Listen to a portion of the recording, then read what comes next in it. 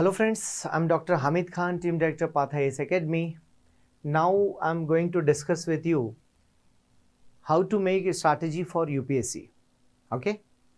So जब आप लोग स्ट्रैटेजी की बात करते हैं तो एक तो टाइम फैक्टर की बात होनी चाहिए, सब्जेक्ट को पढ़ने का तरीका होना चाहिए और डेफिनेटली इन सबसे ज़्यादा इम्पॉर्टेंट चीज़ है कि आप कॉन्सेप्ट्स को समझकर उसका प्रेजेंटेशन कैसे देते हैं. That is very important, right?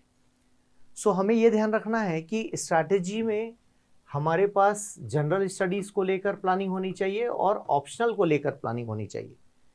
जब ये कंप्लीट हो जाए तो देन हमें ये देखना है कि ये ओवरऑल हम यूपीएससी की बात कर रहे हैं, फिर बाद में हम इसको प्री ओरिएंटेड और मेंस ओरिएंटेड ऐसा 2 डायमेंशन में प्लान करते हैं, राइट? प्रीलिम्स ओरिएंटेड आपको क्या करना होता है, हर बार जनवरी से स्टार्ट कीजिए, फेब, मार्च और अप्रैल तक चलने दीजिए, ठीक है? और मे भी आपके पास होता है बट मे को आप बफर रख सकते हो, ठीक है? इसको बफर रख लेते हैं. जैसे इस साल जून में आपका एग्जाम है तो जून में आपका फाइनल एग्जाम है, ओके? प्रीलिम्स आपका एग्जाम होने वाला है. अब ये जो 4 मंथ्स हैं इसमें एग्जैक्टली आपको करना क्या है कि यूपीएससी स्टाइल जो है प्रीलिम्स का उसको अप्रोच करना है. आपने सब्जेक्ट पढ़ लिया इंडियन पॉलिटी, अब ये देखिए कि क्या बिटवीन दी लाइंस आपको पता है या नहीं पता. एक एग्जांपल लेते हैं, कंफ्यूजन जहां पर होता है. सपोज क्वेश्चन आता है 74th अमेंडमेंट से हमने क्या क्या लिया है, ठीक है?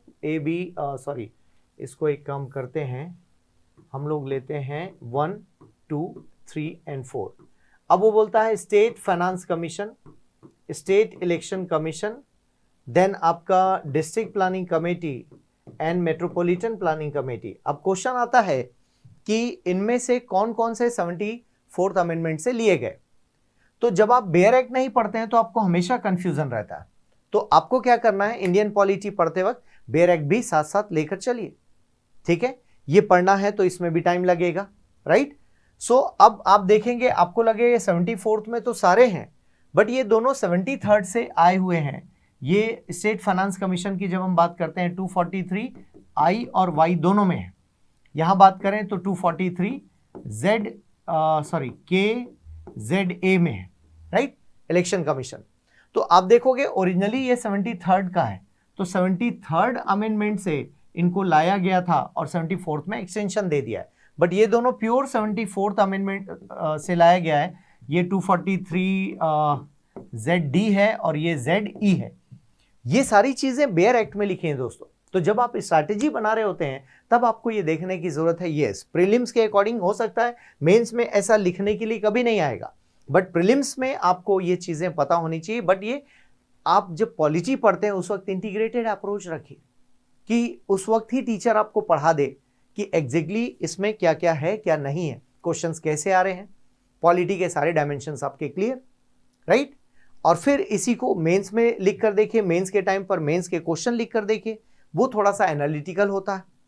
तो ये कब आपको टाइम मिलेगा, जब आप सिर्फ 12 मंथ का टारगेट नहीं करेंगे, 24 मंथ्स का टारगेट करेंगे. और 24 मंथ्स के लिए आपको एनसीईआरटी देखना है. अच्छा, आप में से बहुत सारे बच्चों को लगता है कि सर एनसीईआरटी तो हमने एक रीडिंग लगा लिया, लेकिन बाद में पता चलता है कि 5 to 10 रीडिंग्स लगानी थी, ठीक है ना? 5 to 10 रीडिंग्स फिर एक लंबा समय आपसे मांगता है, तो फिर टाइम दीजिए ना, 24 महीने तो कम से कम लगाइए. तो जब इस प्लानिंग की मैं बात कर रहा हूं तो ये 4 मंथ्स आपके बेसिकली, जैसे अभी जो बच्चे तैयारी कर रहे हैं तो अभी एग्जिस्टिंग अप्रैल चल रहा है, अब आपके पास हार्डली 60 डेज है. 5 जून को तो आपको पेपर ही है, 60 डेज भी नहीं बचे, 50 डेज आप कह सकते हो. तो 50 डेज में अब आपको रिविजन करना, तो यही टाइम अगले साल फिर आएगा. तो क्या आपने जनवरी ऑनवर्ड्स प्रीलिम्स के लिए स्ट्रैटेजी बनाना शुरू किया, क्वेश्चन को उस एंगल से देखना शुरू किया? हेरिटेज साइट जो प्रीलिम्स में पूछेगा जरूरी नहीं वो मेंस में पूछे, बट मेंस में भी आएगा आर्ट एंड कल्चर का. यदि उस हेरिटेज का कोई हिस्टोरिकल बैकग्राउंड है या कोई रिलेशन है तो उससे जुड़ा हुआ क्वेश्चन आ सकता है. आर्कियोलॉजिकल सर्वे ऑफ इंडिया के क्वेश्चन आ सकते हैं, मिनिस्ट्री ऑफ कल्चर से क्वेश्चन आ सकता है. इन सारी चीजों को कनेक्ट करना होगा मेंस के लिए. But at the time of prelims आपको यह देखना पड़ेगा वर्ल्ड हेरिटेज साइट्स में कोई न्यू साइट एडेड है, इंटेंजिबल साइट्स में कोई नया ऐड किया है हमने, आर्ट एंड कल्चर कोई ऐड किया है, फिर नेशनल पार्क कोई न्यूज़ में है तो वो क्यों न्यूज़ में है, कोई एंडेंजर्ड स्पीसीज न्यूज़ में है तो वो क्यों न्यूज़ में है। तो वो प्रीलिम्स के अकॉर्डिंग स्ट्रैटेजी के लिए आपको 3 to 4 मंथ्स चाहिए। कई बार जिनके पास टाइम होता है उनको हम कहते हैं कि यहाँ पर आप एक बार ऑप्शनल को 50% फिनिश करने की कोशिश कीजिए। क्लियर है, ये भी एक प्लानिंग होती है। सो बेसिकली आप देखते हैं ये टाइम बहुत आपके लिए क्रूशियल है। अब जो बचे हुए 3 मंथ्स हैं आपके, जून, इस बार 5 जून को है तो जून भी ले लेते हैं, जुलाई, अगस्त और आपका सितंबर में एग्जाम है, ठीक है। तो ये आपके पास अप्रॉक्स 90 डेज का टाइम है। अब जिन स्टूडेंट्स को लगता है कि हम ऑप्शनल इन्हीं 90 डेज में करेंगे, तो आप 90 डेज में तो उसका कोर्स ही नहीं खत्म कर पाते हैं, तो आपकी प्लानिंग में प्रॉब्लम है। स्ट्रैटेजी बनाइए आप। क्लियर है, क्योंकि इन 90 डेज में सिर्फ आपको लिखना चाहिए और अच्छा लिखना चाहिए, प्रैक्टिस अच्छी होनी चाहिए। क्लियर है, हाँ, आप यहाँ पर टेस्ट सीरीज लगा सकते हैं, क्वेश्चन आंसर की प्रैक्टिस कर सकते हैं, दैट डिपेंड्स कि आप क्या चाहते हैं। क्लियर है, तो आपकी स्ट्रैटेजी अच्छी होनी चाहिए। जैसे अब मेंस के पहले पहले या दिसंबर तक, सपोज आप यदि ये 22 चल रहा है हमारे पास, है ना, तो 2021 में जनवरी टू दिसंबर आपको जो 12 महीने मिले थे, तो क्या उसमें आपने ऐसे राइटिंग किया? कम से कम 8 to 10 हर महीने का भी एक लगा लें तो 12 ऐसे तो लिखना बनता है, और ये बहुत कम है आपके लिए प्रैक्टिस के लिए। तो क्या आपने ऐसे प्रैक्टिस किया? क्या आपने आंसर प्रैक्टिस किया? क्या आप लिख कर देखे आपको याद कितना है? बेसिक्स कितना याद है, आप उसको एक बार चेक करके देखिए।